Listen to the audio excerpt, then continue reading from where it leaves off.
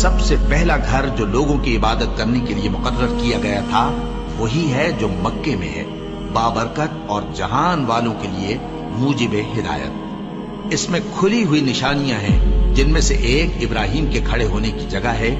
جو شخص اس مبارک گھر میں داخل ہوا اس نے امن پا لیا، اور لوگوں پر اللہ کا حق یعنی فرض ہے کہ جو اس گھر تک جانے کا مقدور رکھے وہ اس کا حج کرے، اور جو اس حکم کی تعمیل نہ کرے گا تو اللہ بھی اہل عالم سے بے نیاز ہے۔ اور جب ہم نے خانہ کعبہ کو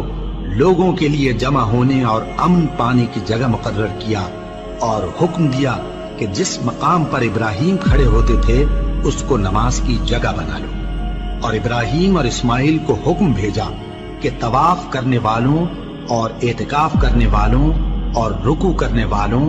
اور سجدہ کرنے والوں کے لیے میرے گھر کو پاک صاف رکھا کرو۔ بے شک کوہ صفا اور مروہ اللہ کی نشانیوں میں سے ہیں،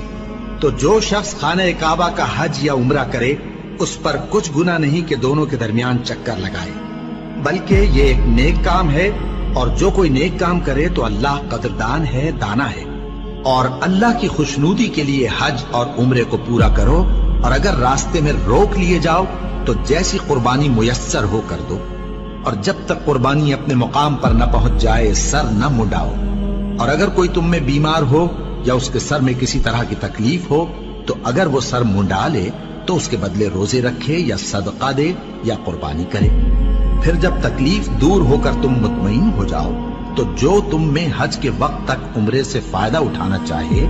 وہ جیسی قربانی میسر ہو کرے، اور جس کو قربانی نہ ملے وہ 3 روزے ایام حج میں رکھے اور 7 جب واپس ہو، یہ پورے 10 ہوئے۔ یہ حکم اس شخص کے لیے ہے جس کے اہل و عیال مکے میں نہ رہتے ہوں۔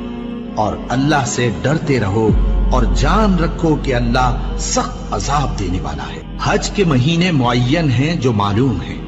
تو جو شخص ان مہینوں میں حج کی نیت کر لے تو حج کے دنوں میں نہ عورتوں سے اختلاط کرے، نہ کوئی برا کام کرے اور نہ کسی سے جھگڑے، اور جو نیک کام تم کرو گے وہ اللہ کو معلوم ہو جائے گا۔ اور زاد راہ یعنی رستے کا خرچ ساتھ لے جاؤ، کیونکہ بہترین زاد راہ پرہیزگاری ہے۔ اور اے اہل عقل مجھی سے ڈرتے رہو، اس کا تمہیں کچھ گناہ نہیں کہ حج کے دنوں میں بذریعہ تجارت اپنے پروردگار سے روزی طلب کرو۔ اور جب عرفات سے واپس ہونے لگو تو مشعر حرام یعنی مزدلفہ میں اللہ کا ذکر کرو، اور اس طرح ذکر کرو جس طرح اس نے تم کو سکھایا، اور اس سے پیشتر تم لوگ ان طریقوں سے محض ناواقف تھے۔ پھر جہاں سے اور لوگ واپس ہوں وہیں سے تم بھی واپس ہو، اور اللہ سے بخشش مانگو، بے شک اللہ بخشنے والا ہے، رحمت کرنے والا ہے۔ پھر جب حج کے تمام ارکان پورے کر چکو تو مینا میں اللہ کو یاد کرو جس طرح اپنے باپ دادا کو یاد کیا کرتے تھے، بلکہ اس سے بھی زیادہ۔